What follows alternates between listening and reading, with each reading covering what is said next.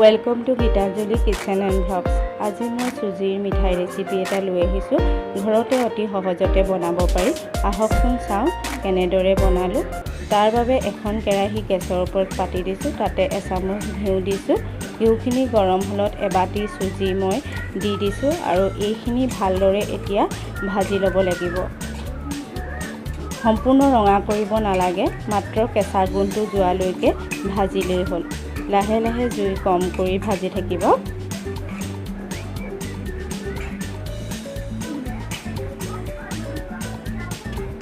এইখিনি মোৰ ভাজি প্ৰায় হৈ গৈছে। এতিয়া মই ইয়াতে 2 চামুচমান চেনি মিহলাই দিম। আপোনালোকে চেনি নিদিওঁ বুলিলেও পাৰে। মই অকণমান সোৱাদ হ'ব কাৰণে দি দিছোঁ। এতিয়া চুজি দিয়া বাতিটোৰে মই প্ৰথমতে এবাটি গাখীৰ দিছোঁ। গাখীৰখিনি গৰম কৰি ঠাণ্ডা কৰি লৈছোঁ।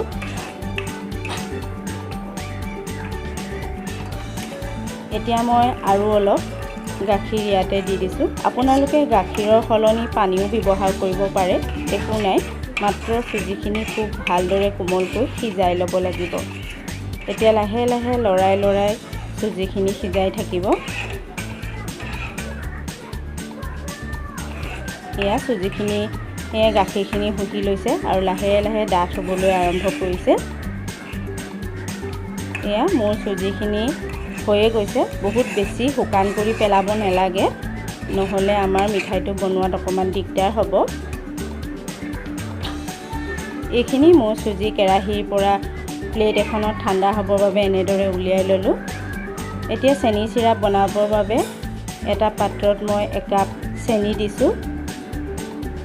তাৰ সমানে একাপ পানী দিছোঁ আৰু এইখিনি কম জুইত লাহে লাহে অলপ সময় লৰাই এনেদৰে চেনি চিৰাপখিনি আমি ৰেডি কৰি ল'ব লাগিব। ইয়াতে মই অকণমান গোন্ধটো ভাল হ'বৰ বাবে 2টা ইলাচিও দি দিছোঁ। এইখিনি উতলিছে লাহে লাহে। এইখিনি প্ৰায় হৈয়ে গৈছে। মই তাঁৰৰ নিচিনা নকৰোঁ, তাঁৰডাল হোৱালে নাচাওঁ। অকণমান আঠা নিচিনা হ'লেই চেনি চিৰাপখিনি হৈ যায়। এতিয়া মই এইখিনি চুজিখিনি ঠাণ্ডা হৈ গ'ল, গতিকে তাতে এচামুচ ঘিউ দিছোঁ। অলপমান পাউডাৰ গাখীৰ দি দিছোঁ। পাউডাৰ গাখীৰ দিলে খাবলৈ মিঠাইকেইটা ভাল হয়। আপোনালোকে নিদিওঁ বুলিলেও একো কথা নাই।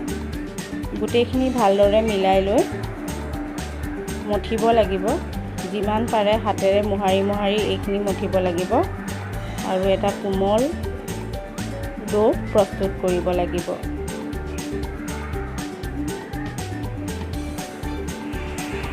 এয়া মই আটা মঠাৰ দৰে মঠি এটা ধুনীয়া ডো প্ৰস্তুত কৰি ল'লোঁ। এতিয়া হাতত অকণমান ঘিউ সানি লৈছোঁ।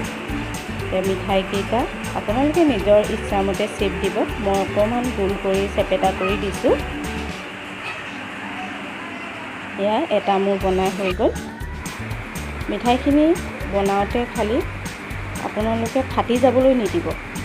চেপটো কৰোঁতে ফাটি গ'লে চেনি ৰসখিনি নোসোমাব পাৰে। আৰু এটা মই বনাই দেখালোঁ। এইদৰে গোটেইখিনি মই বনাই ল'ম। এয়া গোটেইকেইটা মিঠাই মই বনাই ল'লোঁ। এতিয়া মিঠাইখিনি ভাজিবৰ বাবে কেৰাহীত মই তেল দি দিছোঁ। মই ৰিফাইন তেল ব্যৱহাৰ কৰিছোঁ। তেলখিনি গৰম হৈছে। এতিয়া লাহে লাহে এটা এটাকৈ মই চুজিৰ মিঠাইকেইটা ইয়াতে দি দিছোঁ।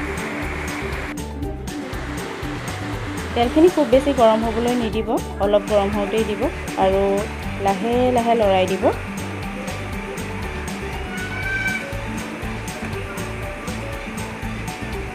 আৰু কম জুইত ভাজিব। বহুত বেছি ৰঙা হ'বলৈ দিব নালাগে। এয়া মোৰ ফ্ৰাই কৰা প্ৰায় হৈয়ে গৈছে। এতিয়া মই চেনি চিৰাপখিনি আকৌ গেছটো জ্বলাই দিলোঁ। অলপ ৰঙৰ বাবে আধা চামুচ ফুড কালাৰ দিছোঁ। মই পিংক কালাৰ ব্যৱহাৰ কৰিছোঁ। এতিয়া ফ্ৰাই কৰা চুজিৰ মিঠাইকেইটা ইয়াতে মই দি দিছোঁ। এইখিনি প্ৰায় 3 ঘণ্টামান চেনি ৰসত ডুবাই ৰাখিব লাগিব। আৰু তাৰ পাছত আমাৰ মিঠাই প্ৰস্তুত হৈ যাব। এয়া 2 ঘণ্টা চেনি ৰসত মই ডুবাই ৰখাৰ পাছত এয়া আমাৰ মিঠাই হৈ গ'ল। এই মিঠাইটো খাবলৈ খুব সোৱাদ হয়, আপোনালোকে ঘৰত খাব আৰু ভাল লাগিলে লাইক কৰিব, কমেণ্ট কৰিব, চেনেলটো ছাবস্ক্ৰাইব